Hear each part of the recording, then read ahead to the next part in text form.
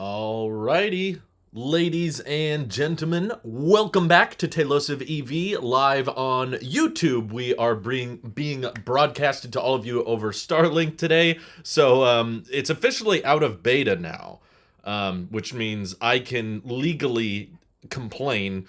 I didn't have to sign an NDA or anything. I don't know why I said legally, but if Dishy McFlatface is acting up and it gets really laggy today, just stay calm. It usually just takes a few seconds to calm itself down and find another satellite to connect to. So I apologize if there's any brief or intermittent cutouts. But yeah, it's been a very reliable service. The speeds are consistently over 200 down. Upload is more like 20 or 30. It's still pretty good, but I'm live streaming at a higher bit rate today, so that also might impact the overall stream performance. But I have a fairly interesting topic because it kind of piggybacks, thankfully, off of today's video, because Tesla has opened up supercharging access in the Netherlands to non-Teslas, which has a lot of people talking about the potential and obviously a lot of the downsides. I've gotten a lot of comments of people trying to come up with their own, I call it closed box solutions, because it's something that it fixed the scenario in one specific use, but it doesn't really, it's not really scalable. It's often why I think too many people believe in hydrogen fuel cell vehicles, is they're like, well, with the car, having a fuel cell with hydrogen, refuels quick, goes far, done. Hydrogen fuel cell makes sense, but you got to think about like the long-term scaling effect of everything. But before I begin, I can't forget, oh my gosh, I got to give a special shout out to all of our incredibly generous executive and enhanced Patreon Tesla Fund people, and then we'll get started into the subject. But Joshua Vinnick, thank you. Martin Turnert, Wojciech Kaminsky, I believe I'm pronouncing that correctly. Correct me if I'm wrong.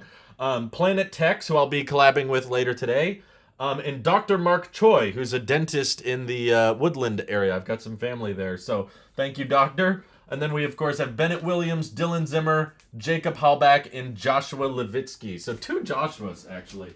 We start and finish with the Joshua. So thanks, you guys, for making the Tesla Fund happen. Why did the stock market just pump? Am I missing something? What happened today? Did Hertz announce another deal? Hey, Mark, I'm doing well. Hope you guys are doing well. Thanks for tuning in. Basically, also, this is the first time I think I've been live on EV with my new computer, which has a different webcam that shouldn't flicker as much as the iMac Pro webcam. I recall specifically there were people complaining on this stream about my iMac Pro webcam kind of flickering a lot depending on the lighting. So that should be fixed with this webcam. I don't see it flickering as much. I keep seeing videos saying Tesla are making a phone. Is this true? I hope they do build a phone. No, there's no credible leak or any credible source that has actually come forward with some idea of Tesla making a phone. First of all, it has essentially nothing to do with Tesla's mission. And secondly, it's a very big market that's already very crowded and saturated. So Tesla's got enough on their plate right now. I don't think a phone would change or help much at all. So don't expect the phone to happen. Have you seen the Hertz Tesla /EV ad? I've seen clips of it shared around, but I don't like ads in general. So unless Ryan Reynolds is in it, I'm not going to intentionally go out of my way to find an ad. But I do know the ins and outs of the deal. I know that Hertz hasn't officially signed a contract with Tesla.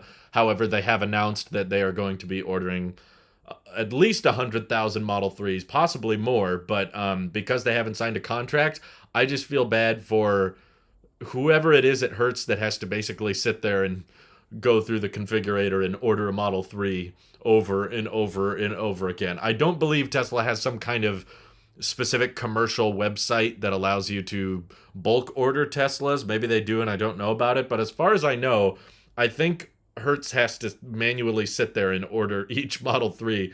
But they have mentioned deliveries have already started, which implies that a lot of the Model 3s Hertz is taking delivery of, they ordered a long time ago. So they just happened to make this announcement recently, but it has been the plan for quite some time. But yeah, they're not making a phone. To go back to the subject I wanted the stream to kick off with, but of course we can go in different directions. We can talk about other things as well.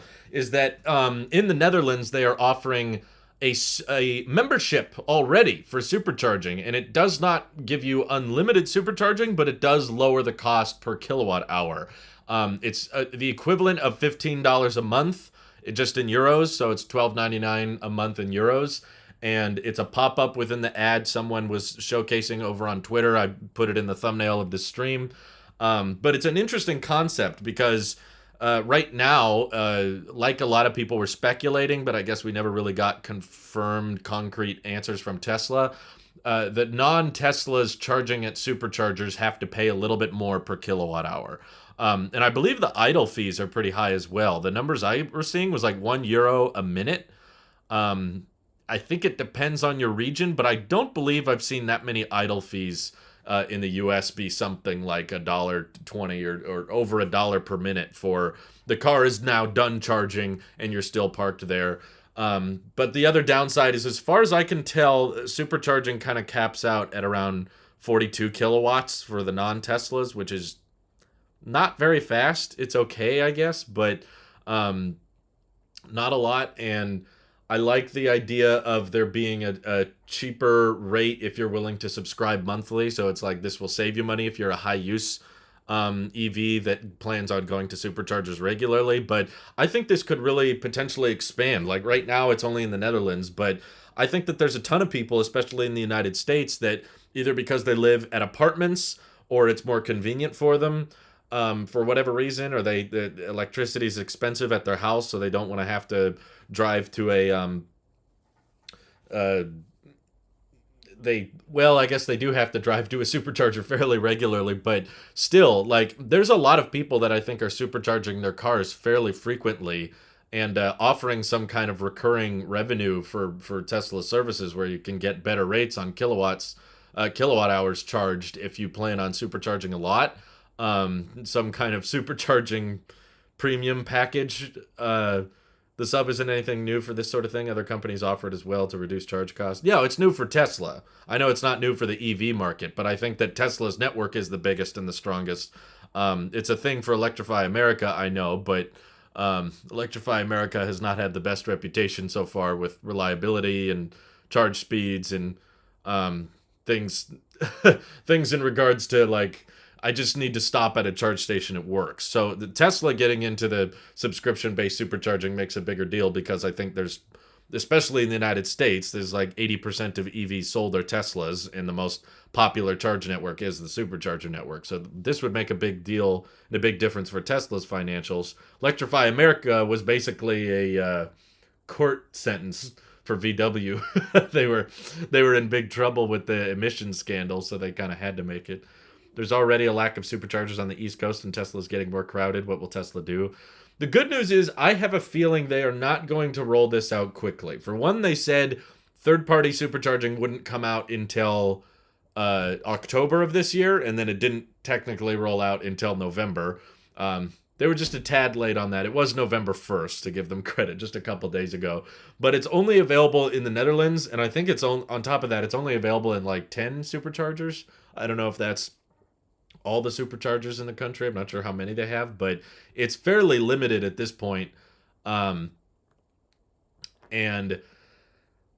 it makes sense to start in the EU because all non-Teslas pretty much all have the CCS connector, and all the superchargers use the CCS connector. You have a bigger problem and a bigger hurdle to jump over with the United States because all the superchargers still have the Tesla connector, and no non-Tesla in the US has the Tesla connector. As far as I can tell, no other company has been able to license that out or buy ports and connectors from Tesla. So that basically means Tesla has to start selling some kind of Tesla connector to CCS adapter, which means right now they're not, for the record. They're selling a CCS to Tesla adapter, but you would need the opposite of that for superchargers to support non-Teslas in the US.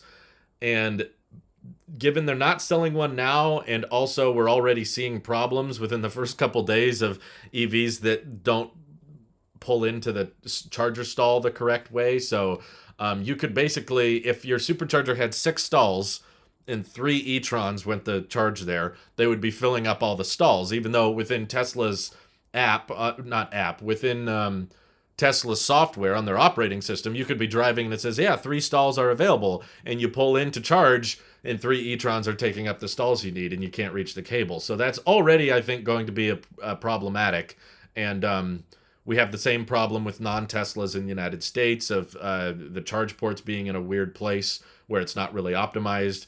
The weird thing about superchargers is, for one, the cable is not incredibly long in the first place, which makes sense because they didn't think they needed to be. But second of all, Tesla connector is only on one side for all Teslas. So they're pretty much optimized in a way that the only way for you to charge your car at a supercharger is to back in where the cable will be the perfect length and it won't be a problem. So as soon as you start opening up superchargers to non-Teslas, they're going to be having to drive, or you're going to have to try to explain to people. I kept seeing comments of people saying, well, we just need extension cords. It's like, yeah, but for one, they're not selling CCS extension cords right now. And for two, you can't force people to use an extension cord. At least right now, the superchargers are all communicating with the phone. They're not communicating with the car. They plug into the car and give it some juice, but they're not checking when you plug into the car, is this using an extension cord or not? I don't even know if that's possible to check. It might be, but it just makes it more and more complicated to roll this out. It's going to require additional accessories or additional adapters, or again, how do you enforce that? Like, someone can still park the wrong way and take up 2 stalls and not realize they're doing it the wrong way because they don't have access to the Tesla network and whatnot. The sub is Tesla is probably limiting charge speeds right now out of caution. Other EVs haven't had the best track record with batteries in comparison. Yeah, I don't think it's a bad idea at all to limit the charge speed. That's a lot of current getting shoved through those cables. It's why V3 superchargers have liquid cooling. No, it makes perfect sense to me why they're being cautious. I just think that maybe some more foresight needs to be put into opening this up to the third parties. A bunch of slow charging EVs clogging superchargers. You think Tesla unionizing would give workers greater leverage to acquire more stock from Musk? I believe a lot of employees already get paid via stock, but unions are less common in the Silicon Valley world and basically the tech space. A lot of employees aren't in favor of them just because you want a more competitive landscape of employees to choose from, and if they don't like someone who's working there, they can just get rid of them. They don't need to go through this whole complicated process. Need longer cables on superchargers with a tension line like ChargePoint, Electrify America, or even gas stations. They do, but again, this is going to require a crap ton more maintenance and individually having to go to each individual supercharger to add these cables and whatnot, which is a hardware thing. That's like, it's easy for us to sit back and say, make all superchargers do this. It's like, yeah, that would be nice, but we already know there's a ton of superchargers that can have problems or have issues come up, and it takes forever to get them fixed because Tesla has to send somebody out there to update them. People will always ice the chargers, Drew. Yeah, but they can get penalized for that. Whereas Tesla is Tesla's not actively tweeting out and encouraging people, gas cars, to come park in their supercharging stalls. They are actively and encouraging and endorsing non-Teslas, at least in the Netherlands, to come to superchargers and now start charging. And now they have a subscription plan for them. So they're saying, like, we'll take your money, we'll charge your car, you can use this service, and it is potentially going to hurt long term. How long did it take Europe to retrofit? I don't know, but I feel like they switched to CCS pretty early on, to the point that most new superchargers, I'm pretty sure all new superchargers in the EU already had the CCS, so better to start now than wait a couple months. Well, start now as in we think of the idea now. Doesn't mean Tesla's going to do it right now. It means Tesla has to start thinking of doing it eventually. Granted, this is probably still much faster than a legacy automaker would think. The supercharging network, I would say, out of all electric vehicle charging networks, was the one that's the most thought out and the most well planned, and yet it's still not well planned enough to open up for third parties right away. I could see Tesla updating existing superchargers to accommodate EVs with the charge port in the wrong spot with V4. Basically, I think the only solution is an extra long cable, which probably adds to cost because you don't want to put it on the opposite side of the charger because then it wouldn't work for normal Teslas very well. But just like Mike and I have said numerous times before, like we're already complaining that superchargers aren't great for towing because most of them are back-end chargers and you need kind of pull-through chargers in order to accommodate for the Cybertruck, and a lot of supercharging stalls are fairly narrow, which aren't going to be is not going to be good for when Cybertrucks start coming out at scale and they try to back into those little superchargers. They're not going to have much room on the sides. So we're already thinking of all these things of like they need to make superchargers better for this, they need to make them better for this. There's a lot of changes basically they need to make with hardware and retrofitting the old hardware. But at the end of the day, I do still think that they have the most accessible, especially when it comes to a first party experience of charging. Tesla's got it down better than anybody. And I do think that supercharging access is one of those things that is selling Teslas above all else, because not just how many stalls there are, although that helps, but the speed of the charging and also the built-in software so that you don't even have to think about it. You basically just plug in a destination in the car and it automatically tells you where you need to stop. That software integration and letting you know how many stalls are available, assuming they don't open it up to third parties, that's pretty dang tempting. I can understand why people aren't interested in third-party EVs at that point, because they're like, I don't want to have to do all the math and calculate where I need to charge. The ID4, have they even updated that to show Electrify America stations yet? I can't tell. Wireless charging with 95% efficiency is coming out. I still don't think it's going to be fast enough to be worth it or cheap enough. I'm sure they can somehow make it more efficient, but the cost is astronomical, especially considering basically no EVs on the road right now have wireless charging tech built into them. So that's like a starting from the complete ground up if you wanted, which isn't likely, not scalable. Well, this is going to benefit Tesla's bottom line and help other automakers sell EVs since their biggest flaw is lack of infrastructure. I don't think it necessarily can. If it could potentially be damaging in my mind if they do it wrong. To me, I see this as a fairly like long term. Yes, I'm still in agreement that it, in the long scheme of things, it makes total sense that all EV charge stations can charge any EV. That's, you know, if the United States government had a brain or any intelligence to them, we would have agreed on a standard a long time ago, but they didn't want to agree on a charging standard back when the Model S was being built, so Tesla had to build their own. Luckily, the EU was smarter about this. Tesla had a J1772. The weird thing is that USB-C is more common than Lightning, so it makes sense for the iPhone to switch to USB-C. The backwards logic, Fizzwizzle, I love that name, is that Tesla is the more common connector in the United States. There are more supercharging stations than any other station, and there are more Teslas than any other EV. So the easiest retrofit in the United States would actually be for all EVs to switch to the Tesla connector. That would require less time, less maintenance, less work. I mean, that's not going to happen, though, because our current administration hates Tesla, and they're trying to write the tax credit specifically so that Tesla doesn't benefit very much. And I'm pretty sure, you know, they didn't invite Tesla to the EV summit. I don't think I've ever once heard Biden say the name Tesla. Cable probably won't work. Look at power lines. They are massive and heavy with relays between each post. The cables may be able to be a little longer, but you can't bypass their thermodynamics. See, I believe you. I believe there's complications that we don't know about, and I believe that Tesla likely picked the supercharger cable length for a reason.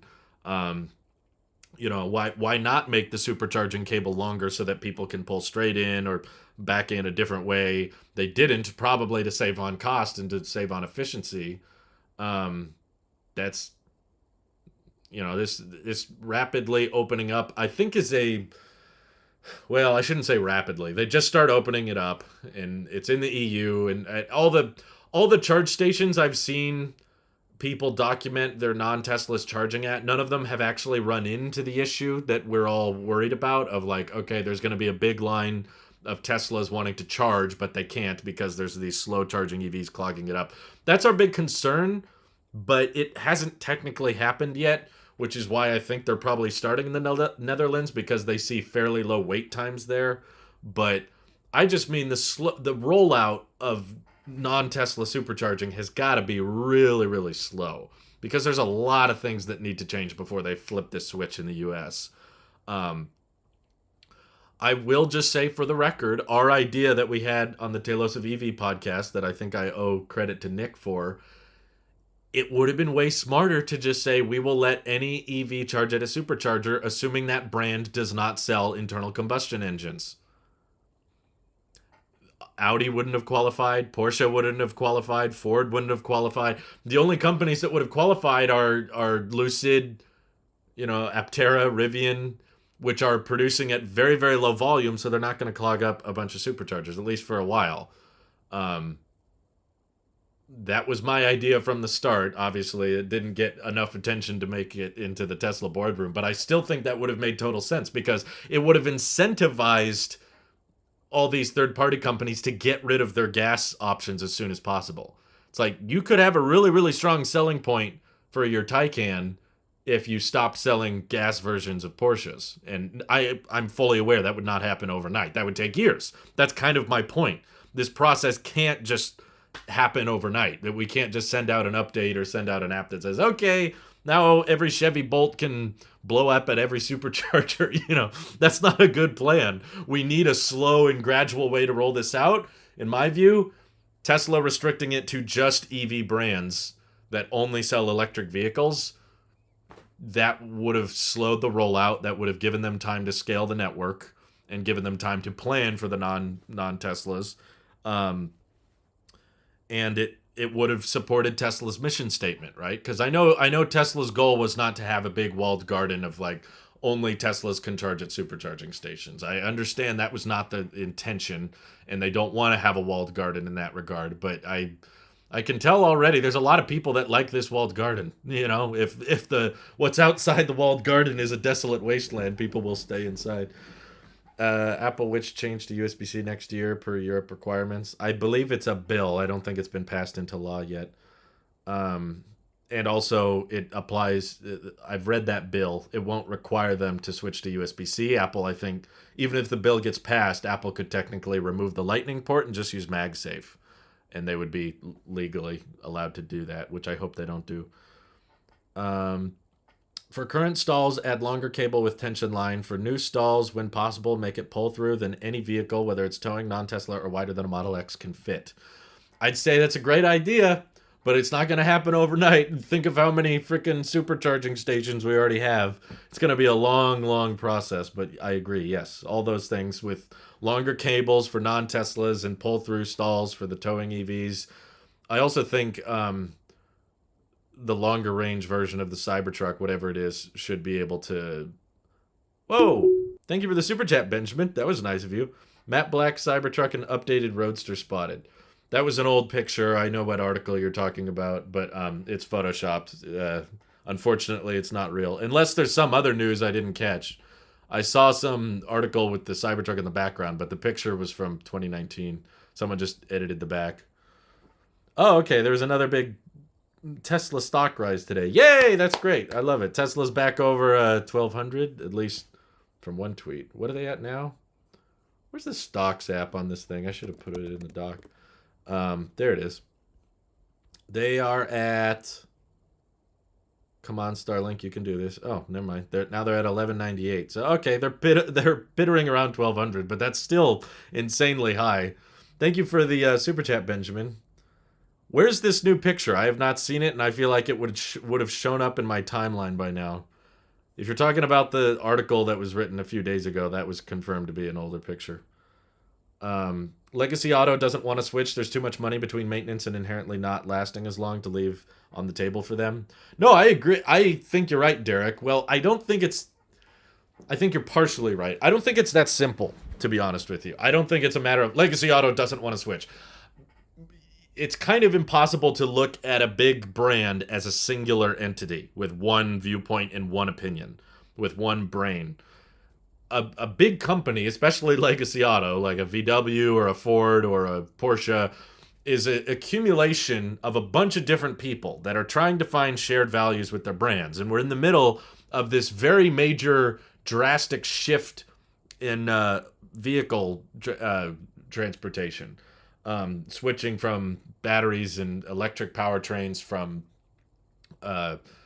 in the internal combustion engine. And it's just inevitable that there's going to be lots of people in that company that are excited about the transition and are seeing all these new EVs come out, and they're like, this makes sense, this is great, like, let's get all of our cars over to electric. And then there's going to be older, or maybe just more stubborn people at the company that are like, no, I don't like electric. I like the sound of an internal combustion engine, and that's what I'm used to. And I like gas stations, and I like being able to refuel really quickly. And, it's not that they have no advantages. They have their fair share of preferences, and it's, understandable as to why some people may prefer gas. But I think that same debate we have in public, where there's a lot of people that like EVs and a lot of people that don't, that same debate is going on with all these legacy automakers.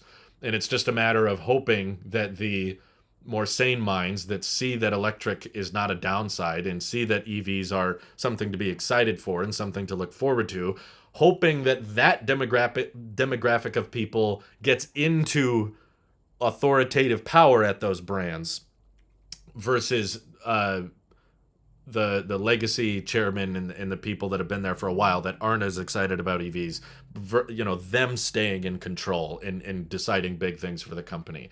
So because there's so many people involved, it will not be easy to transition all legacy auto over to electric. But I do view it as something that you're basically going to have to switch or die, because as batteries scale with production, and as Tesla builds more EVs and Ford builds more EVs and VW builds more, as everybody scales their EV production, the costs of these vehicles will get lower, the range will get better, and to a certain point it's going to start to become ridiculous to buy a gas car. And I think a lot of car companies are going to quickly figure out it was too late. And before you know it, they're not going to have as much money or infrastructure invested, and that's just going to result in, okay, you're screwed. I guess you didn't make it. Now you're bankrupt. You'll get bailed out for a while, but overall you'll be old news. So essentially, they're either going to have to switch to electric or they'll go out of business. That's the way I see it. The picture was photoshopped. Look at the reflection of the Cybertruck in the window. Well, I'm not looking at the picture right now, but I did hear it was photoshopped. People were like, eh. When I first saw it, I was like, yeah, it looks kind of cool, but I could tell it was not a new image. I remember seeing that picture like in 2019. I think the government knows Tesla is the leader by a mile and wants to give Legacy the chance to catch up. Short-term bad, long-term more competition is good. I just think they could at least acknowledge their existence. I'm not exactly sure why they can't address Tesla or talk to Tesla. It's like, I don't know. They're kind of actively encouraging a lot of EVs to, be built slower or to not be built as efficiently. I don't know. To me, it looks like there's a black Cybertruck outside and a regular Cybertruck on the inside. Looks like a reflection of black overview of old prototype, but I could be very wrong. I feel like if it was real, there would have been more people talking about it in my timeline, because I follow a bunch of people that like just tweet the most tiny, insignificant Cybertruck updates. So the fact that they haven't talked about it recently, I did see the black concept art that made people think there was a matte black Cybertruck, and that one ended up being a Photoshop. Did you see Sandy Monroe's rants about NHTSA? I think he's right about the U.S. government impeding Tesla in automation. It's going to result in the U.S. not leading the charge in autonomy, leaving it to China. I think that Sandy's concerns are correct. I mean, that's just another example of like the current administration not being a fan of Tesla, like actively putting someone who's been fairly open and fairly biased against Tesla in power. I don't personally believe it's going to slow down self-driving development that much, though.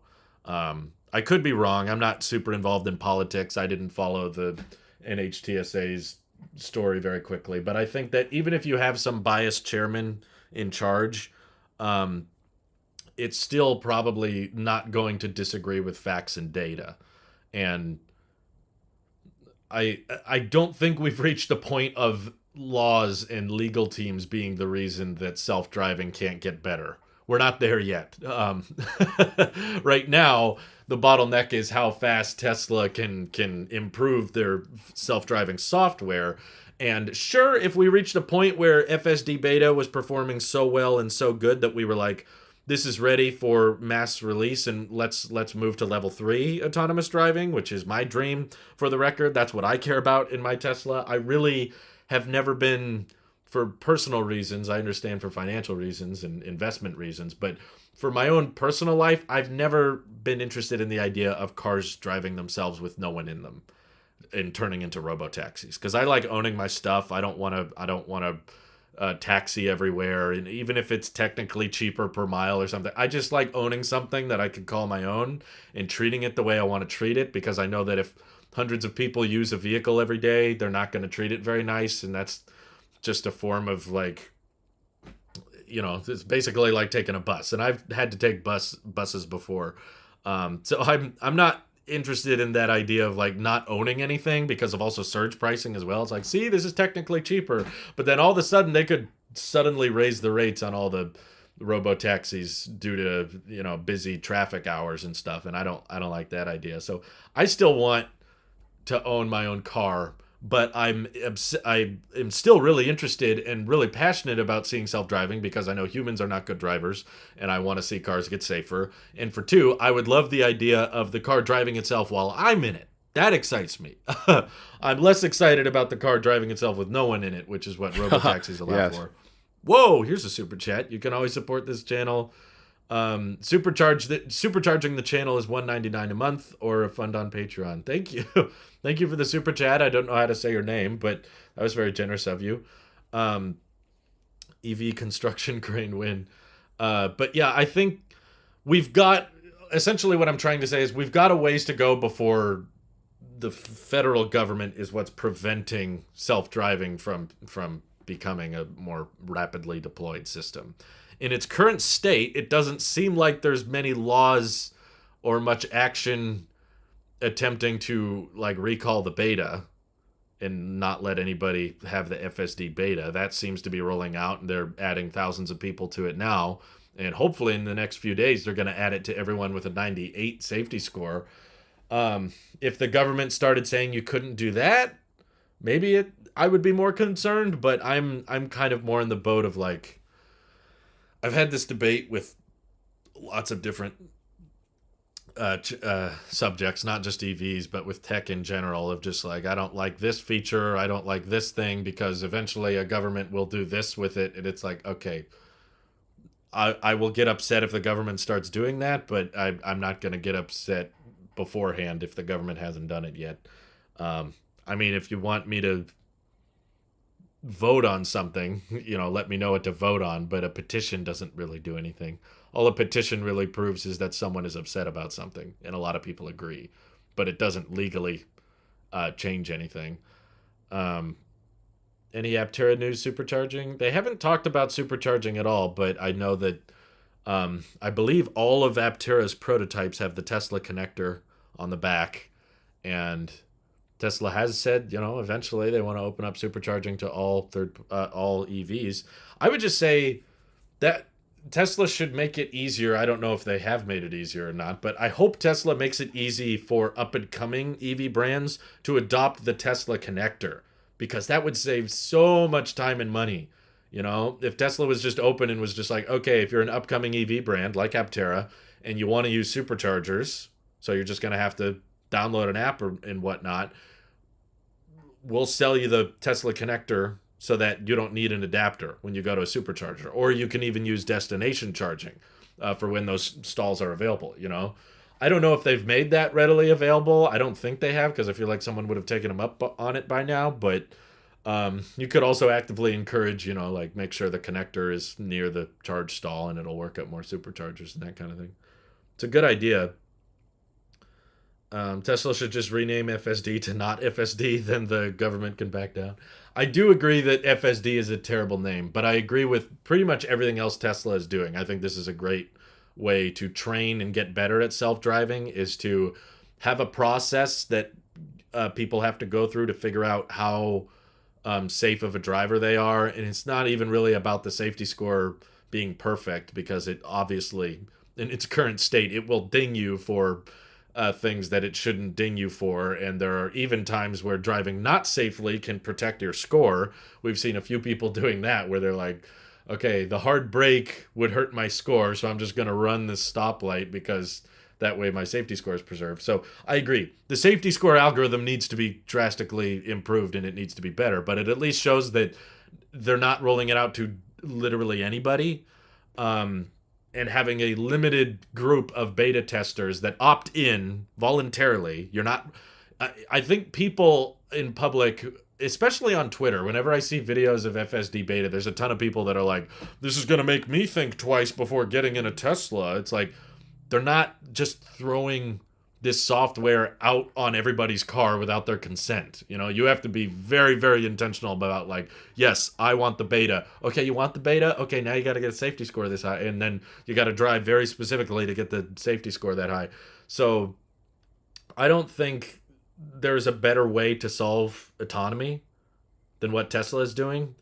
The only thing I don't like that Tesla is doing is the name. Like, don't call it FSD. I think there was nothing wrong with the name Enhanced Autopilot. Like, I think that name was perfect. Just call it Autopilot or Enhanced Autopilot until it's, you know, I'm in favor of calling things what they are, not what you hope they will be.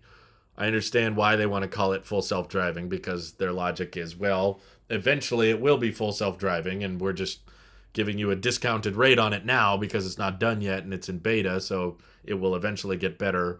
I get that logic, but you have to draw the line at a certain point and say, okay, if full self-driving was like a year away, I could understand why you'd want to call it that, because you're like, soon this will be full self-driving, so that's why we're calling it that. But they've been selling a software package called full self-driving since 2016. Next year, they'll be hitting 5 years? Coming up on 6 years? After a certain amount of time, you just have to admit, okay, you don't know when this is coming, so don't call it something and say, well, it might take 50 years, but eventually it'll be full self-driving. It's like, no thanks. Have you heard of new configurable buttons you can add to Teslas? It's an aftermarket product that allows to execute specific tasks. I did see an ad for that. It's kind of nifty. It's kind of neat. I hope the people who want more buttons would enjoy that. It gives potential for a whole new third-party market of Tesla accessories, I guess. But that's, for me at least, that's honestly one of the selling points. I like the lack of buttons in Teslas. I've driven a lot of cars, including my own, that have a lot of buttons, and guess what? They're not working anymore. Buttons suck. I hate buttons. I like touchscreens, because it's like, okay, if the touchscreen's not working, the car's not going to be doing very much for you. But as soon as you get the touchscreen working, all those options and buttons are still there. You can remove buttons, you can add buttons, you can add new features. I like the minimalistic, I like the all emphasis on the display approach. I know not everyone does, but voice commands work better than buttons. Yeah, I've heard that as well. It's a cool accessory, though. I'm glad it exists, because that should hopefully allow people to, you know, if you want more options. Because I know people that are like, I want a button. I need a button. I don't like that all these EVs have to have these displays on everything. It's like, okay, it's a interior preference. It's a choice. The aftermarket buttons are expensive as well. Really? How much are they, Tim? I didn't hear they were expensive. I saw just a brief ad for it, but I didn't look into it, because I was like, yeah, it sounds like people who want to attach, you know. I remember Samsung was selling like the QWERTY keyboards for their smartphones back in the day, because some people wanted a physical keyboard like a BlackBerry. And I was like, yeah, those people will hang around for a little bit, but eventually they'll come around. Let's see. I think Toyota and VW are more upset than Tesla over the EV credit. Tesla's demand clearly shows they actually do not need a credit to build demand. No.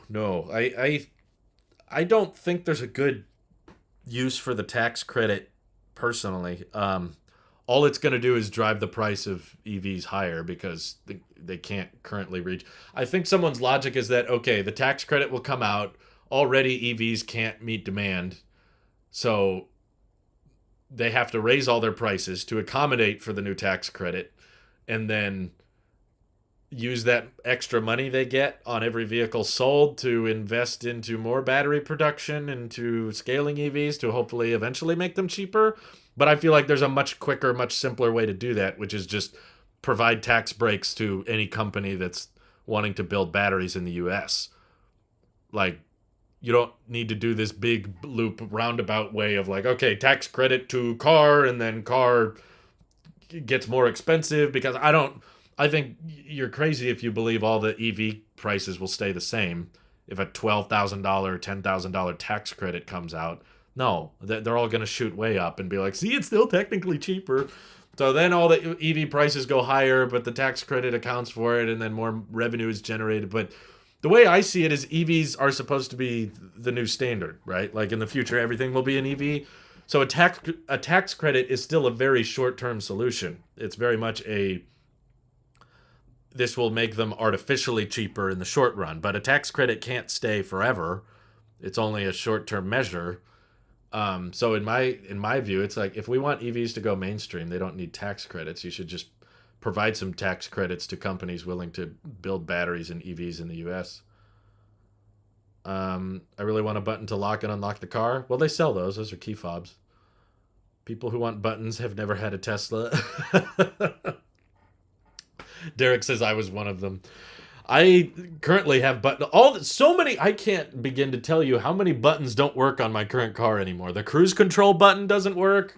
The volume knob on my dad's truck is all spotty. The key fob broke for my car. The trunk button still works, but the lock button went out, but the unlock button still worked. Now the unlock button doesn't work, and even the panic button doesn't work. So I just have this useless key fob that only opens the trunk and nothing else.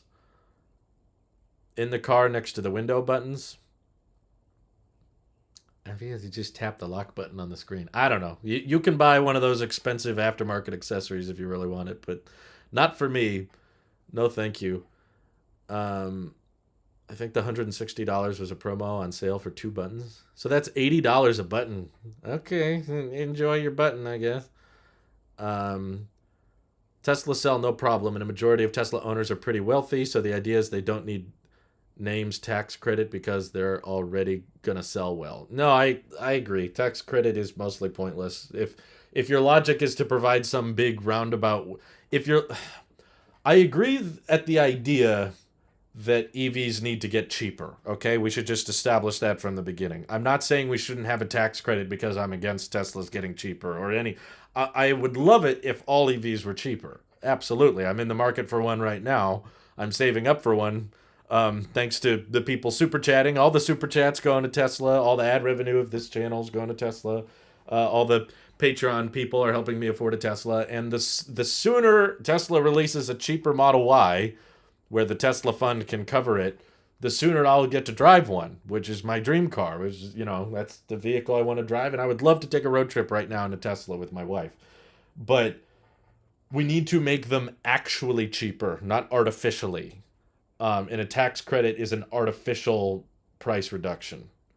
And the reason we're seeing so many EV prices go up right now is because the demand is far, far outpacing supply. And it's been getting worse, for the record. That's not a necessarily old problem. I mean, it was kind of a problem beforehand, but it's, like Tesla said on the last earnings call, it's taking the world by storm. I thought your dream car was the Semi, you liar. Well, that's a Semi. It's not a car. Plus, I already have it. It's right here. So we're dream Tesla material right there. Yeah, I would just sleep in the cab in the back and just sell my house, live out of that. Be perfect. You want a BlackBerry instead of an iPhone. Let's move on from buttons. I understand there's some people that like buttons, but I don't care, because I know that there are plenty of non-Teslas that are releasing EVs with tons of buttons. I see a lot, actually. I'm actually in favor of as little buttons as possible.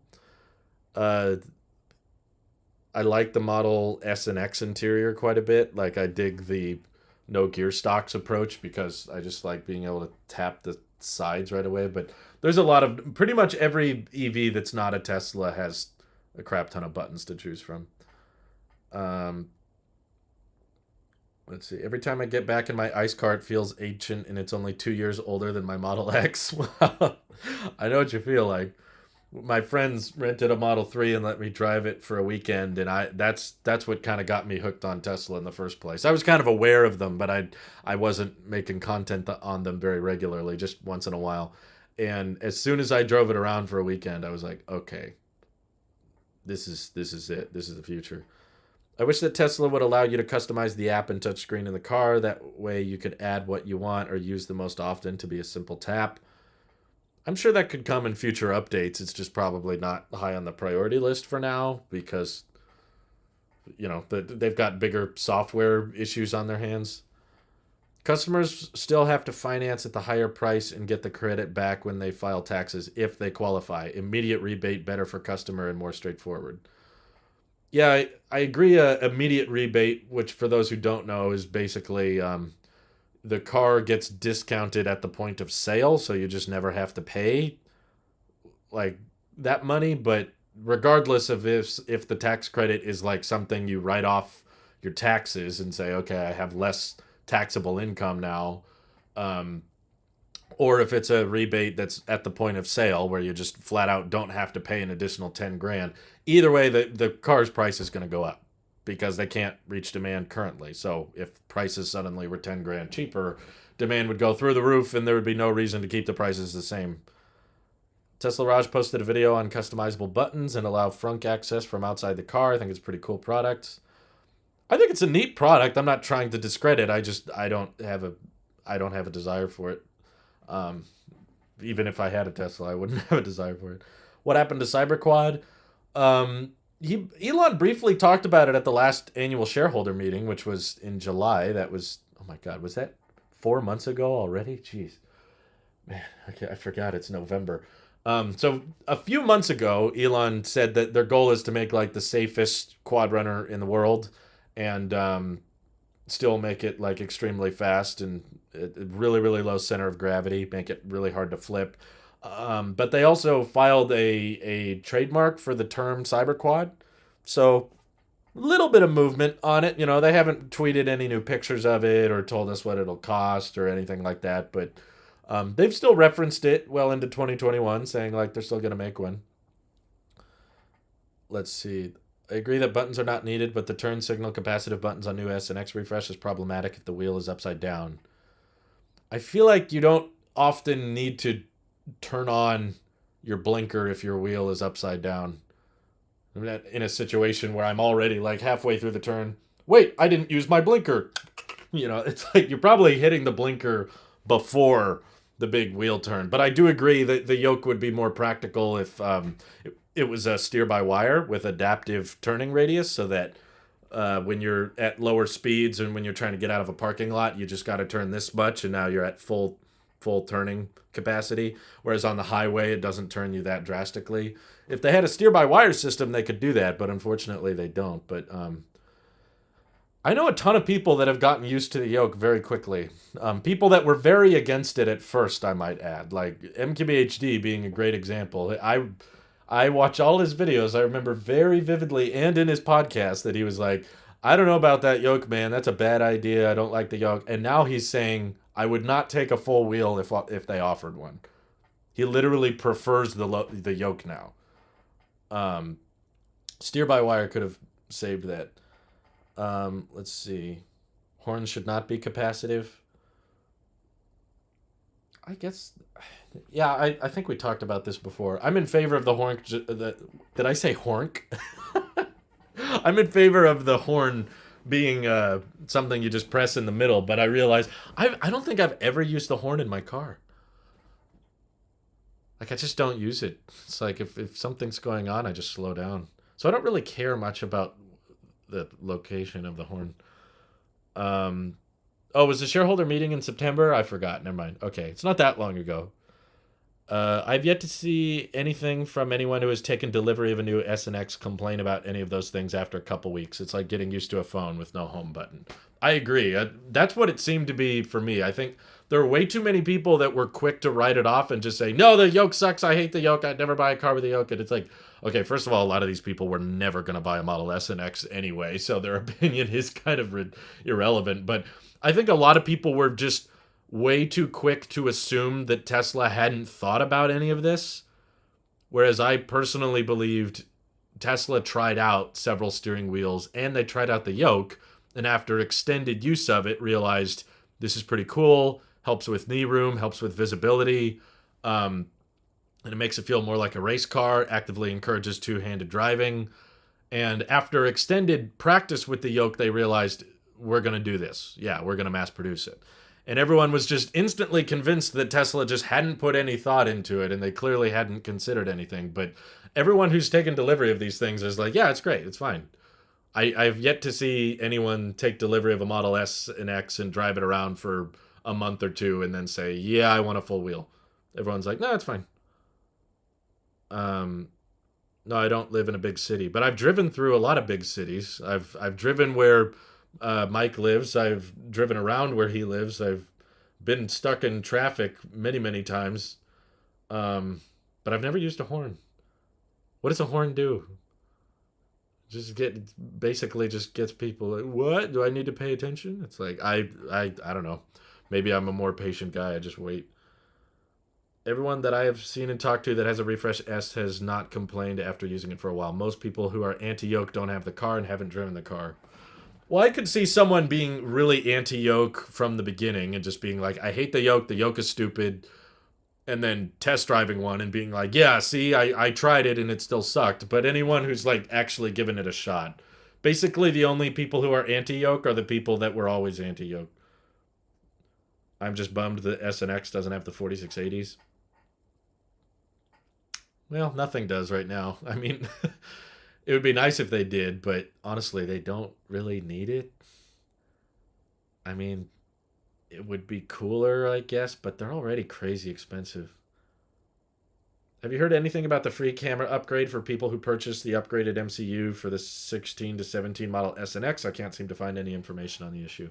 I believe all that we know about that is Elon sent out a tweet saying that for people who bought FSD, they would get a camera upgrade. I don't believe it includes anybody who bought the new MCU because I believe I saw a tweet from Green the Only that said the cameras between the 2016 Model S and X and the current Model S and X are not that different.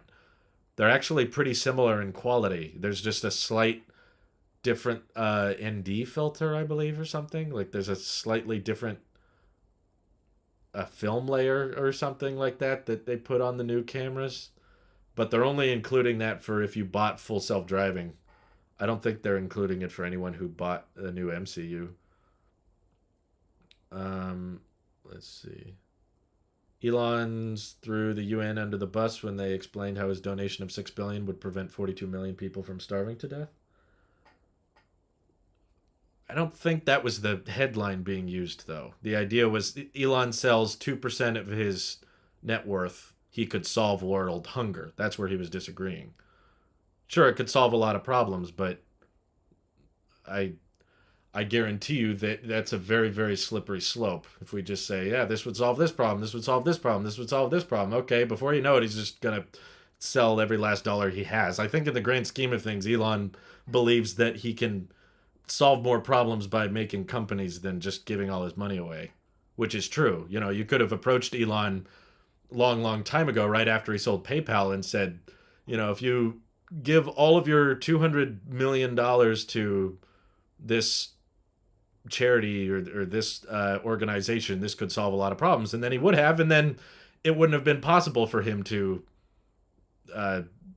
feed 42 million people from starving to death, because he never would have made Tesla, which is Tesla and the company succeeding and the company doing well and people buying into the shares are the reason his stock went up. That's the reason that's possible. So I understand why it's not his first impulse to be like, hey, you could help out a lot of people just by giving that money to someone else. But if we just hold on to this money and leave it in Tesla stock for another 10 years, he might be able to feed 4 billion people. It's kind of a slippery slope. It's a weird ethical debate, but I don't believe Elon was throwing them under the bus for saying he would prevent 42 million people. He commented because someone was saying the headline was being thrown around the internet. Elon could sell 2% of his stock and solve world hunger. And that's where he was like, no, that's not true. But if you can lay out a specific way of exactly how it would solve world hunger, I'll do it. And of course, it's a lot more complicated situation than that. Recommend a documentary called Poverty Inc.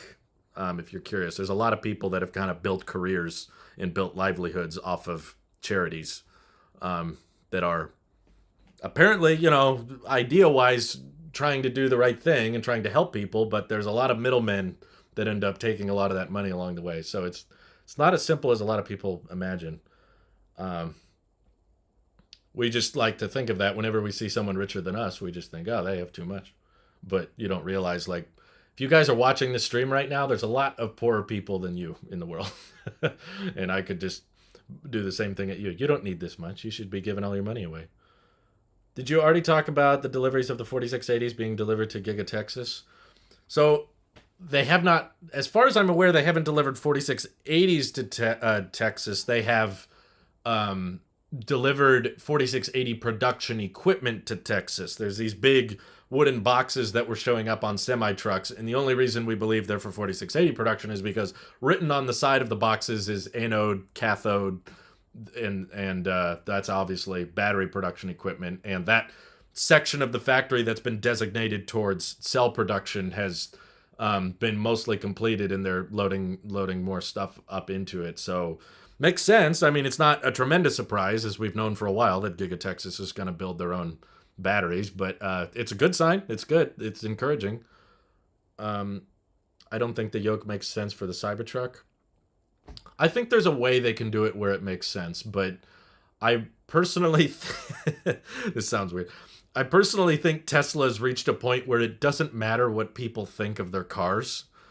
I will always bring this up as long as demand is not a problem. As long as there's like over 1 million reservations for the Cybertruck, it really doesn't matter if there's some people that don't like it, because if you're trying to change the interior, the exterior, the overall design to make it more appealing to you, you're trying to imply that not enough people will buy it.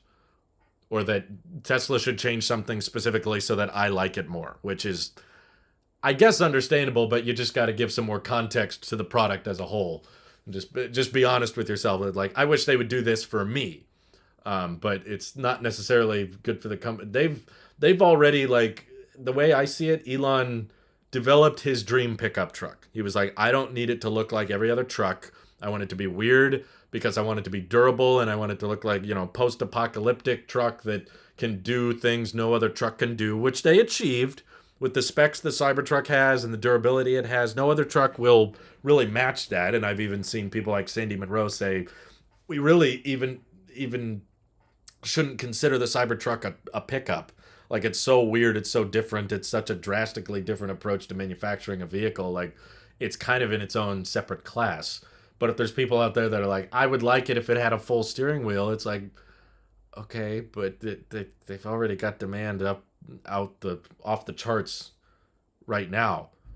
So demand would just be even more off the charts if you made it slightly more likable. So, there will be other EV pickups on the market with steering wheels for those who really, really want them. But yeah, I think that because the Cybertruck is supposed to have rear wheel steering, if you could design the yoke in a way that you don't have to do this, basically, like you do with a steering wheel. I don't know if they're going to do a steer-by-wire with the Cybertruck. I'm guessing no, just because they haven't done it with the S and X, but who knows? Because the Cybertruck's a whole new platform, maybe they'll be willing to, but essentially you can make it so that your full turning radius is achieved just when you're at this point. So it's fairly sensitive. You won't have to turn the yoke very much to make pretty tight turns. But basically, I think the yoke's fairly practical if you reach a point where you don't have to turn it over, those long, complicated turns. Mad Max says, I have FSD and you can see the difference with the color of the cameras. Hopefully something comes to fruition soon. Yeah, I'm sure they have a plan. They just haven't really announced it yet. I know Elon in one tweet mentioned something like older cars will get the retrofit, but they haven't detailed when or how much or whatever. Or no, they have said it should be free. Um, Apparently, Elon is the only billionaire in the world. Why does he have to be tasked with solving all the world's problems? Anybody hitting Bezos up for cash? Charity would be a great tax dodge for Elon, though. Win-win. Elon's worth 350 billion. Bezos is only 200, but yes, Bezos too. I think people are very quick to go with the richest billionaire. And I also feel like net worth is a weird way to measure someone's assets, because there are certain laws and there are certain requirements that prevent Elon from selling a certain amount of his stock. So we say like Elon has 350 billion, but he can't instantly sell all of his stock. A lot of it's locked up in contracts and payouts.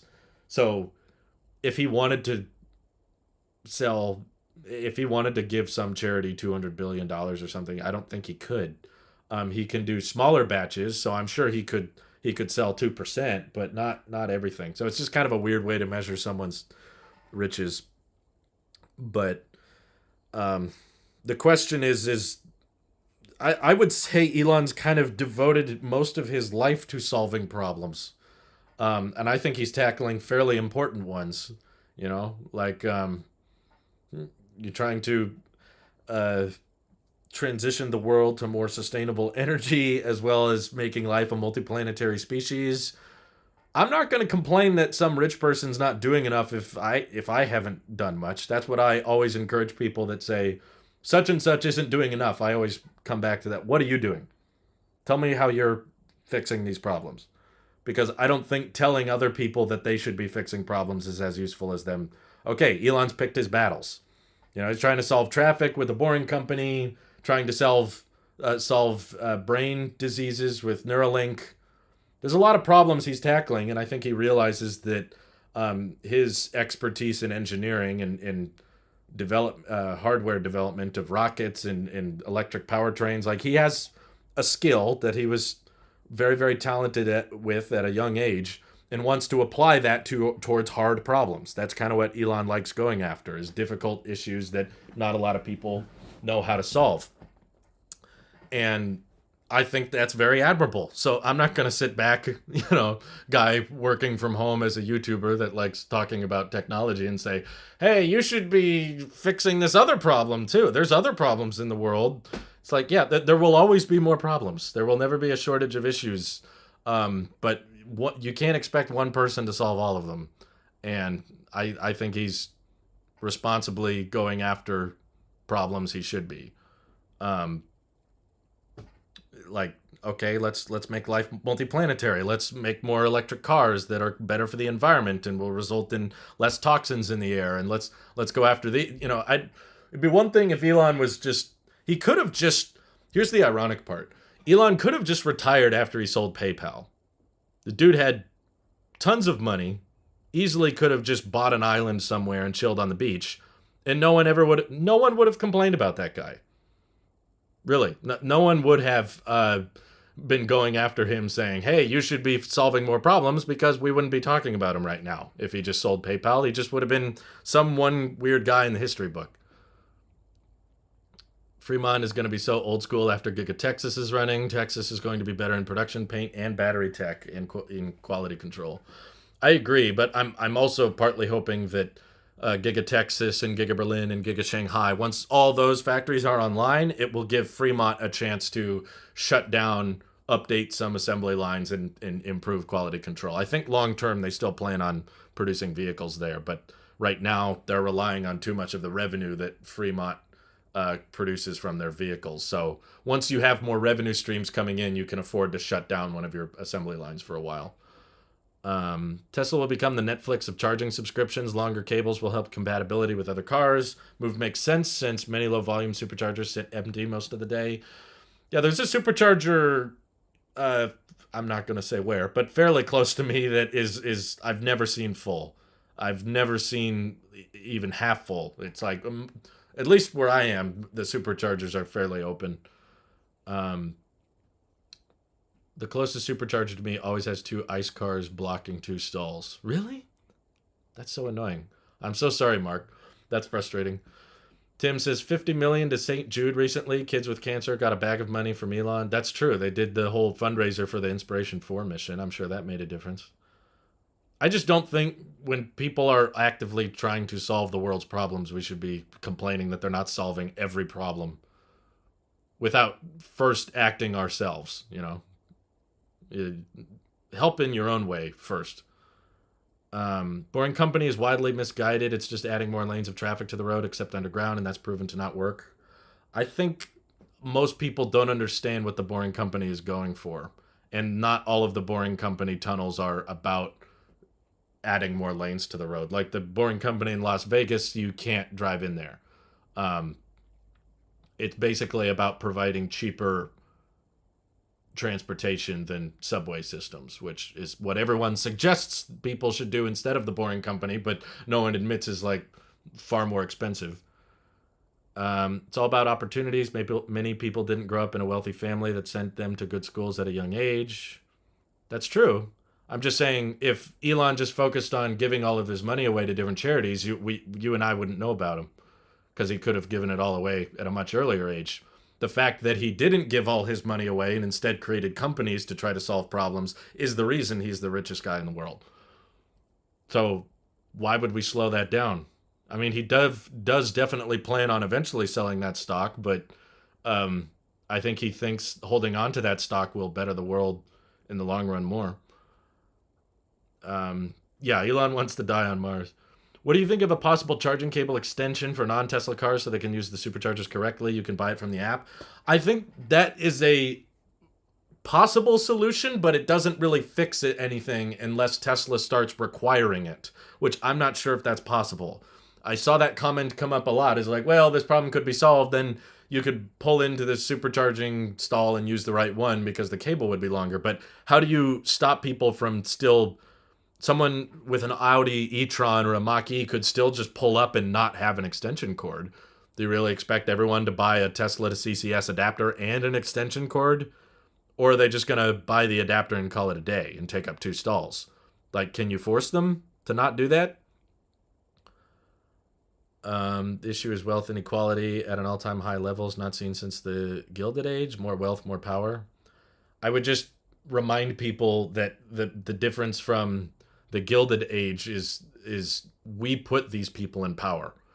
Bezos is rich and Musk is rich because we bought their stocks as people, not because, I don't know, they were part of some dynasty that decided to tax everyone. Like, we could have not invested in these companies, but we did.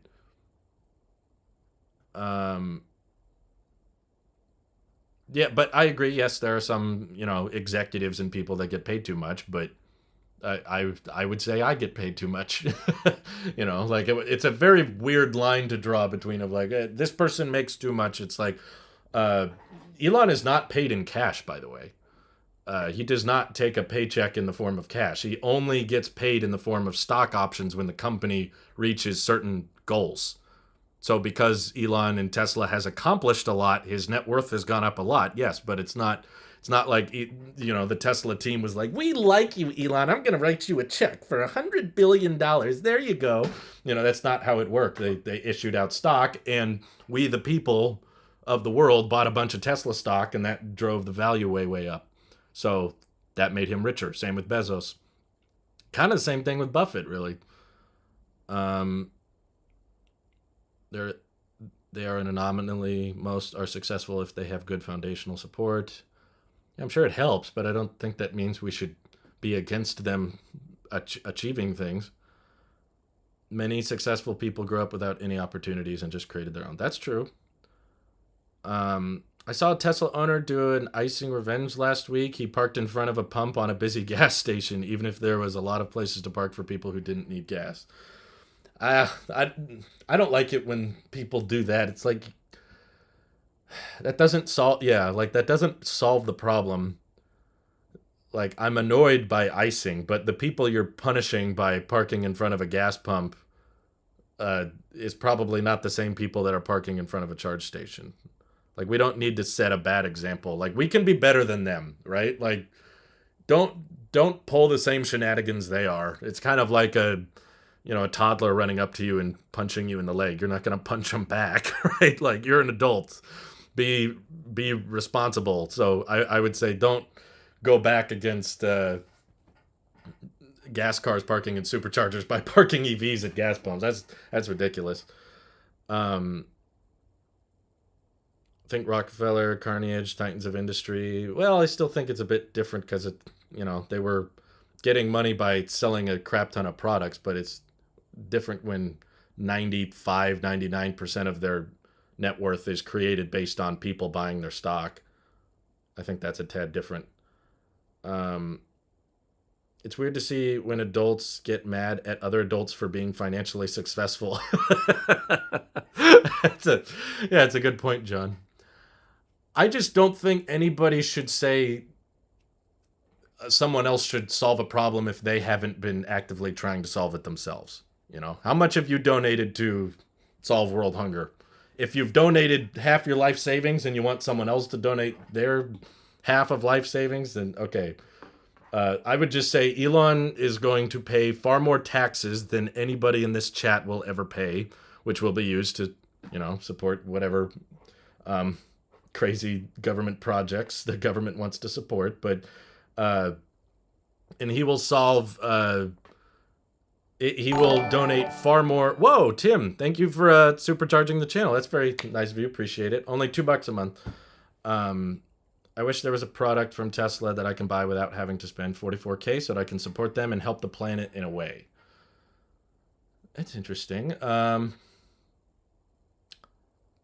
would just say, like, that's honorable of you, Mr. Ortega, but I don't really think money's really the problem. I mean, you could buy merch, yeah, like Mike is saying. You could buy accessories from the merch page, like they did the short shorts for a time. They did Tesla Keela. They sell die casts like this one Mike bought. I'm sure these are fairly profitable. Like they have a thick profit margin on these things because they're not trying to.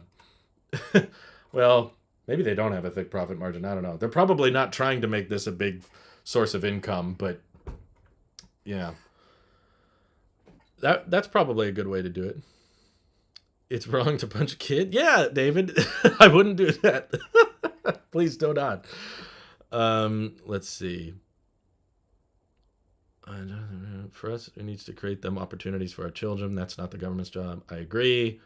Give them the opportunity to help better themselves. Paid family leave and universal child care, 2 things that billionaires' tax would have funded. I don't think it's as simple as that personally, but this is definitely not exactly EV-related subject anymore. I got blocked by another Tesla taking 2 spots because they parked poorly, and it's an irritating feeling. That is annoying. Yeah, I'm wondering why Tesla would do that specifically. They just want more space around their car, I guess? Yeah, it's kind of frustrating. Battery swapping like Neo. Technically, battery swapping is very impressive, but it's far less scalable, which is, I think, a factor not enough people appreciate. I appreciate your channel. Thank you, Tim. That was nice of you. Really, really appreciate it. Thank you. Let's see.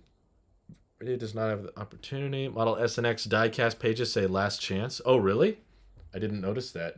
Are they going to get rid of them? Or, oh, maybe they'll update them with the refreshed Model S and X diecast. That would be fun. They need some more up-to-date ones. Oh, look at that. Tesla closed at 12:13. Nice. That's good. Kind of split on the whole using, people. I've gotten so much financial advice, which is funny because in our podcasts and stuff, we always have to say, do your own research. I'm not a financial advisor and whatnot. But I've gotten so much financial advice on Twitter and in the comments section. And I'm like, how come these people don't have to disclose that they're not financial advisors and whatnot? I don't get it. But I got a bunch of people telling me, don't save up cash. All the money you make, throw into Tesla stock and then use the Tesla stock for your Tesla. And then I mentioned that, yeah, we might sell some Tesla stock to pay for the Tesla. And everyone said, no, don't do that. Tesla stock's worth far more. Don't sell an appreciating asset for a depreciating, liability. And I'm like, okay, what am I supposed to do? I mean, everyone's like, buy a Tesla. Okay, I'll buy a Tesla. I gotta save up some cash. No, don't do that. Buy a stock and then okay, buy the stock and never hold it. So you can't make everyone happy. Um, the way I think I plan on doing it, and I guess I can explain, is that if we're really, really close to getting a Tesla and selling the stock will allow us to take delivery, then I'm willing to do it, even though I'm fully aware and I fully believe in the company and I'm very confident that the stock will go up higher over time. This I can't drive the stock, I can hold the stock, but I can't, drive around in it. Whereas I can drive around in a Tesla, and a Tesla is far, far safer than my current car. So arguably, the sooner I can get a Tesla, time is somewhat of a factor. The sooner I can drive a Tesla, the safer I can transport myself from point A to point B. So can you put a price on protecting yourself and on safety? I I would say at a certain point, the purchase has to be made, even well aware that that money could become more money if you put it in something else. I know, but my thought process is hopefully at some point next year we get some kind of Model Y update, right? Because Giga Texas is coming online, and we're fairly confident the first 4680 Tesla will come out, and I'm fairly sure that's going to be a different trim of some kind. It might be dual motor, all-wheel drive, it might just be performance, but Tesla's going to rearrange the Model Y configurator at some time next year. They might revive standard range with lithium iron phosphate. They might revive rear-wheel drive long range with the 2170 cells. I don't know. But when there's a cheaper Model Y where we're interested in the specs and we believe we'll have enough to buy it by the time its estimated delivery is, that's when we'll place our order. And if the estimated delivery ideally is fairly far out, that will allow us to save as much cash as we can and hopefully not have to sell Tesla stock. I like if we can just save up enough cash to get to the point where we can buy the car without selling any of our stock, that would be great. But it's also possible that maybe the car is ready to be delivered before then, and if it is, then yes, I'm willing to sell the stock for that. That's true. Tesla tried battery swapping and no one wanted it. It's also, you need more batteries than cars, which right now batteries are the limiting production factor. So I think that supercharging is practical enough. I've already seen many Tesla owners say that the speed of V3 supercharging is kind of annoying because they grew up with Tesla's charging at a certain speed, so they kind of got used to stopping at a charger and plugging in, and then they had like 20-30 minutes to go to the restroom, get some food, and come back. Now with the V3 superchargers, they stop at the charge station, and then they've only got like 10-15 minutes before they have to get back to the car, so they feel a tad more rushed. And I think people are just have kind of a dated mindset that it needs to be the exact same speed as a gas station, when in reality, road tripping is probably far more enjoyable if you do take your time and you don't have to worry about the idle fees. I put the lowest down payment on my Tesla, and my Tesla stock paid interest for the next 6 years just in the past few days. Yeah, well, I bet it has in the last few days for sure. No amount of money will cure world hunger because gangs and warlords control people by using hunger and violence. That's true. I was like, how do you get money to all those places? That's another big problem. Let's see. It's been last chance for a while. I mentioned on the podcast a few episodes ago. You did? Man, I should have remembered that. Keep the stock and walk everywhere. Yeah, I would love. I'm basically doing that now. We actually counted it last week because we announced the Tesla plan and we were talking about the car a lot and we were thinking about our car a lot. We went. I think this is a more recent record for us. My wife and I went 7 days without driving anywhere. The car literally sat there in the garage and didn't go anywhere for 7 days straight because my wife and I were so busy with work. She had overtime and I was doing all these videos. That I'm planning a trip next week, so I'm trying to make videos that'll come out while I'm away. So I've been working longer, and we stocked up on groceries and everything, so we were all set for food. And But man, it's not a way to live. I'm not trying to say I'm necessarily proud of not going anywhere for 7 days, but uh yeah, the Sonata's like, this is fine. The car's just sitting there. But we had like a big rainstorm, and it didn't rain for a long time, but the windshield wipers on the car were still up, and we finally needed to drive somewhere, so we got in the car and the windshield wipers were still up, and we were like, when was the last time we drove this car? And we were like, I think it was last Sunday. And it was Sunday when we noticed this. So it's like 7 days went by and we didn't drive anywhere.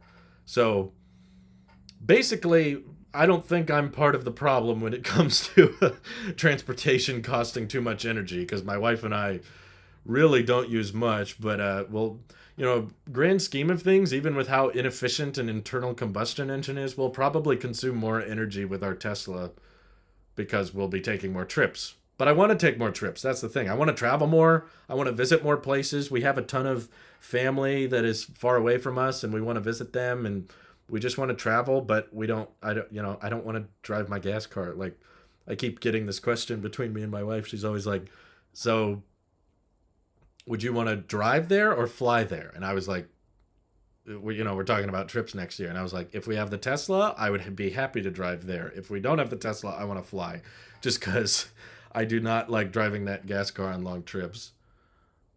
Seems like John and John are disagreeing with each other. Um, does it finance at bargain interest rates and invest the difference? Because of my income being so incredibly volatile, we're not interested in getting a loan. Don't you think Tesla is one big FSD accident away from a stock hit? Probably. That's part of the reason I'm not throwing everything I have into Tesla stock, is because I think it's very volatile, and it goes up a lot for no reason, even though I think it's worth it. It justifies it, but I also have seen Tesla stock drop very substantially for no reason. And there's always a chance of that happening. I don't believe it deserves a drop. I think Tesla stock, personally, I'm not giving financial advice. I'm not a financial advisor, but I think Tesla stock is worth a lot more than what it is today, even with its all-time high. But I've also seen a ton of people sell a bunch of Tesla stock because Elon said something weird on Twitter. Why does what Elon jokes about on Twitter impact the value of a rapidly growing electric vehicle car company? I don't know. It makes no sense. It's not justified why it will fluctuate that much, but it does. Regardless, you can disagree with it. You can think it's not justified, but it still happens. Most of the energy and gas is wasted to heat and is very inefficient. I know it is, but if you're barely driving anywhere, you're not wasting much energy. When the car sits for 7 days straight and doesn't go anywhere, versus when we get the Tesla, I'll probably be driving it around a lot, doing videos with it, and we're gonna take road trips with it. We're gonna get a lot of use out of this thing. If they prove FSD is 1,000 times safer than humans, the stock will still take a hit after a major publicized accident because news agencies will overhype it and investors are stupid. That's true, Mark. I have to agree. Investors sell and buy very much based on emotion, like, I still think Tesla stock is worth more than it is today, but the fact that it gained like $300 billion in market cap based on Hertz ordering some cars, it makes no sense to me. So I would not be shocked if there would be like, it's very possible at any time, like Tesla might open the FSD beta to people with a 98 safety score, and maybe someone who's not super safe drives it and it crashes into someone could get hurt. And if the news gets a hold of the fact that a self-driving Tesla hit a person and now they're in the hospital, yeah, there's going to be a bunch of dumb investors that all think, oh, that means the company's doomed, sell the stock, and then, it'll drop 10% in a day or something like that. So I don't store everything in Tesla stock. We do have a pretty decent amount in there, but yeah, I definitely plan on saving a lot of the Tesla fund just with straight cash, because that's the payment method Tesla supports. V3 is super fast. Pro tip, sitting in the car with AC on leads to longer supercharging sessions. Get out of the car, let the car sleep, and walk away while supercharging. Interesting. Well, what if you want the supercharging session to be longer, though, Tim? Because if I'm in a rush, I don't want to get idle fees. I'm just going to ice the car, basically, not internal, just make it really, really cold on the inside, and then like make the supercharging take way longer. Lose money on battery day, gain money on orders they can't deliver until next year. Yes, Fizz Whistle. That's the exact logic. Let's see. I just view it as a mix of nature and nurture. People need to help themselves, but also need that opportunity to do so. Is the argument that there are problems in the world? I can't follow. It's just funny to me because it's like Elon doesn't sell much at all of his stock, and that's the reason we're using him as an example of billionaires should be doing this. But if the billionaires were doing that earlier, we wouldn't be asking them to be doing it. Holding on to their stock is what made them billionaires. So by that logic, can't they solve far more problems if they hold on to this stock for another 10 years? They could solve 10 times as many problems. I don't believe $8 billion could solve world hunger, but maybe 80 billion could. Does that make sense? I don't know. It's a paradox, basically. That's why I don't spend much of my time on the internet saying these people should solve my problems. But I think in regards to most billionaires, Elon is doing much, much more than the rest of them. I just set my charging to 100% at a supercharger when I need more time. Adds like 30 minutes. Oh, okay. That's cool. Wait, am I the only one here without a Tesla? I feel like everyone in the chat's already got one. They give me all these tips. I'm excited, though. Seriously. Like, I was really nervous dropping the video, but the big thank you again to the Patreon people because they surpassed my expectations. I didn't think that many people were going to sign up. And I'm grateful for people supporting on the live streams with super chats and YouTube memberships at all. Every little bit gets us a little bit closer. So I'm super thankful and excited to find out all the tips and tricks of charging. And, I would like to charge to 100% more regularly. I'm somewhat the person that cares about battery health because whatever this next Tesla is, I do plan on owning it for a very, very long time. I know some people are like, oh, I'll sell this Tesla and pay for the next one, but I don't really want to fall into that trap. I kind of want to review the car long term and also just this whole process of, saving up and, new cars coming out. I want to buy and hold basically for a long, long time. Tesla in the S&P forces portfolio managers to buy when the stock is climbing, since underperforming while indexing to S&P 500 at the end of the year may impact bonus. That's interesting. I don't have one yet, but picking mine up on Monday. Congratulations, Ryan. That's wonderful. What are you getting? Give me them deets. Yeah, I saw someone earlier say they were getting one soon. Where was it? I can't find it. But yeah, I'm glad to hear people are so soon to picking it up. I agree with Fizz Whistle 100%. Charging helps too. Nice. If Elon dumped a ton of stock, he would probably hurt as many as he helped financially with the stock potentially tanking, taking millions of shareholders down with it. That's true. There's a lot of pros and cons to no matter what he does, There's always going to be what ifs, especially with money, You can always be like, oh, what if you did this? What if you did this? What if you did this? It's like, I don't know. I've said this before, but I'll say it again. More people need to watch Poverty Inc. It's a really interesting documentary about charity, and it makes you think twice about them. It shows like how much money is donated as to charity for a tax write-off that doesn't go to help anybody. It's complicated. Ryan says, Model 3 Standard Range Plus. Hey, congratulations. You mean Model 3 rear-wheel drive, right? Or does yours still say Standard Range?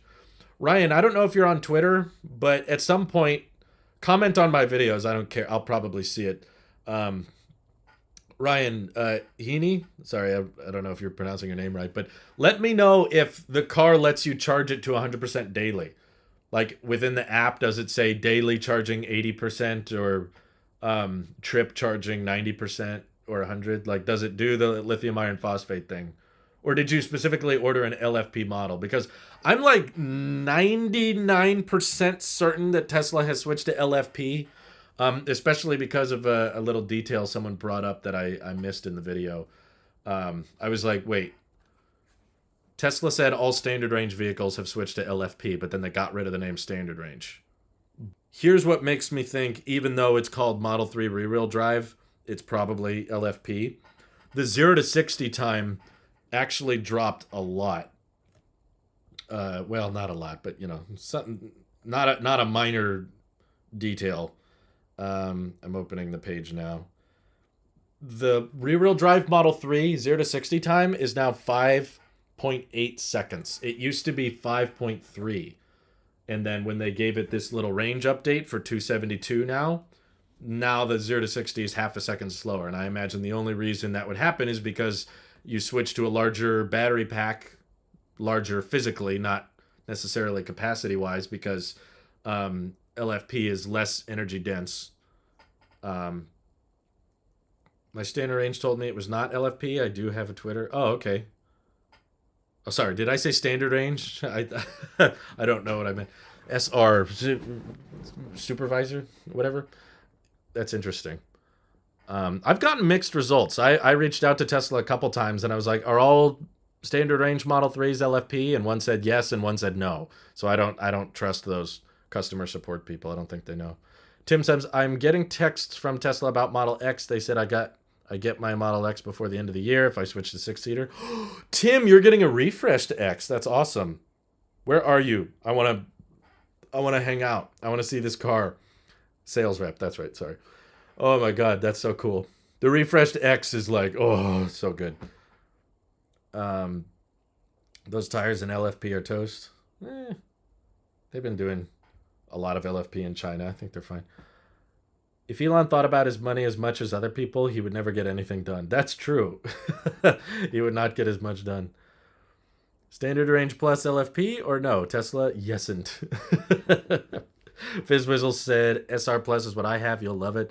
I'm pretty sure I would love it. We're just fingers crossed that they do an LFP Model Y. That would honestly be perfect because I was talking about it with my wife the other day. Like, I told her about the range updates, I did a video on recently. Like, the long range Model 3 now goes to 358 miles and it's $50,000. And she was like, dang, that's pretty good.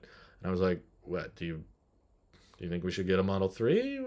And she was like, I prefer the Y just because, we've already run into a bunch of scenarios. We were trying to load stuff in the car and the trunk's not big enough, or we want to do more car camping with it. We want the tow hitch, and you can kind of do all that with the 3. The Model 3 is like a decent backup plan if the Model Y doesn't get much cheaper. Like, I still consider that a possibility. Like, if the Model Y just keeps getting more and more expensive, like if we're near the end of next year and the Tesla fund still doesn't have enough for a Model Y because they keep upping the price higher and higher and higher. Now, like, the cheapest Model Y is $63,000. And it's like, okay, 3's not that bad. It's basically our fallback plan if the Model Y gets too expensive. But I don't think that'll happen. I'm pretty confident the Y would get cheaper. Like, right now, there's a $6,000 difference between the Model 3 rear-wheel drive and long range. And if they apply that same price difference to the Model Y, that would be a $51,000 LFP Model Y, which is, not great, but I don't care much about range, to be honest. It just means taking a little longer on a road trip, which I don't care about. I just want a Tesla. I just want a Model Y. I don't really care how long the range is. Obviously, more range is better. If the cheapest Model Y has 400 miles of range, then great. But I live in Lathrop, California, and every time I leave the house, I see a truck after truck filled with Teslas going in and out of a big building. That makes sense. That's where they're building a bunch. Are you going to get the 3rd row in the Y? My only regret is not having that extra row. Considering my wife and I have no children, and I can count on one hand how many times we've used the back seat of our current car, no. I've sat in the 3rd row of the Model Y. It's definitely not something I would be comfortable in. But I guess I wouldn't be sitting back there. I would be sitting in the front. I've not run into a situation. Our current car sits 5 people, and we've never had 5 people in that car in the last 4 or 5 years we've owned it. So an extra $3,000 for a couple of tiny seats for kids, that I don't know. I don't think we're gonna have that many kids. I don't know how many or if we'll even have kids, to be honest. But that's a deeper question. I don't think we need the third row. So no, I don't plan on getting a seven-seater Model Y. For some people, I guess it makes sense, but I do not have an interest in it. For the record, though, even if the Model Y standard range was like more expensive than the Model 3 long range, we'd probably still take the Y, just for the bigger space in the back. But anyway, hopefully we get some changes to the site because, I would not like to pay. People are like, why don't you order a Model Y now? And it's like, okay, well, it's using the 2170 cells and it's $57,000. There's not really much about that I'd like to lock in. It's like, not really. I don't know. It might get worse, but I have a feeling if the price gets much higher than this, I don't know if I want a Model Y at that point. It's just going to become so expensive. It's not worth it. But we'll be getting it. That's why it's called the Tesla fund, not the Model Y fund. So it'll be a Tesla of some kind. I think our primary goal is to have at least one ordered by the end of next year at the latest, ideally sooner. If they come out with one sooner than that would be great. But I wish the Model 3 was a hatchback. All other Teslas have a lift gate. Just feels odd. I prefer smaller cars, so I prefer the Model 3 over the Y.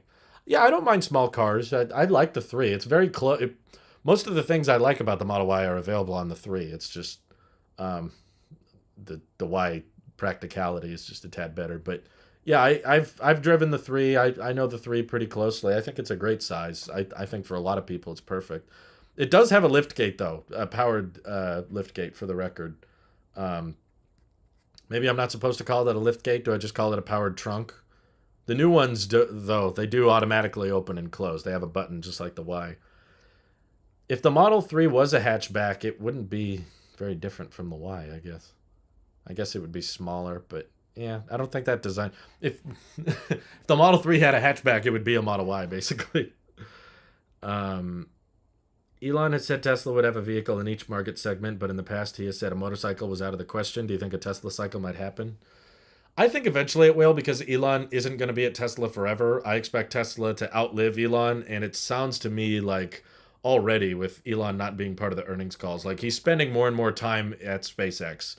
And I believe that leaked memo he had said that he wants to go to Mars by 2030, and I don't think necessarily that will happen, but I definitely think Elon will leave Tesla before he dies and devote more and more time to SpaceX and eventually, retire on Mars, if that's his end goal. It'll depend on how quickly Starship can develop. I'm not saying it's impossible, but it's going to be a challenge. He's going to be old. But hey, if William Shatner can go up there, I bet Elon could make it on a trip to Mars by his 80s or 90s. I do think I don't think safety worries is a reason to not build a motorcycle. I think, like you said, they got to make electric options in every major segment, and less so in the United States, but there's a lot of motorcycles used overseas, and you're not going to just be able to switch all of these third world countries to Model 3s. Even if you sold like a $20,000 Model 2, it would not be cheap enough and it would not be practical for that demographic. So I think eventually they will make a motorcycle. It's just not in the near term. Probably when Elon's gone. There's a lot of things Tesla has done that Elon said they wouldn't do. So, originally he said superchargers would be free and they would always be free. And then he said they would not refresh the Model S and X, and then they refreshed it. There's all kinds of things. He's like, no, we won't do that. And then he does it. So I think a motorcycle will happen at some point, but not in the near future. Probably, give it an end of the decade or something like that. Okay, last message. Love how new Tesla home charger undercuts many commercial EV recharge stations. Many electric companies give rebates for home chargers so another revenue stream with the J1772 charger. Well, that's good. I didn't think about that. Thank you for what you're doing. Thank you, Lillian. Appreciate it. All right. Thank you, everyone, for tuning in. Oh, you retracted the message? Tesla motorcycle for the Indian market. One day, I think they'll get there, but it's going to be a while, probably another 6-7 years. But thank you everyone for tuning in. Sorry for the lag on Dishy McFlatface. I gotta tinker with the bit rate, I guess. But anyway, more videos to come. Stay tuned, all. Bye bye.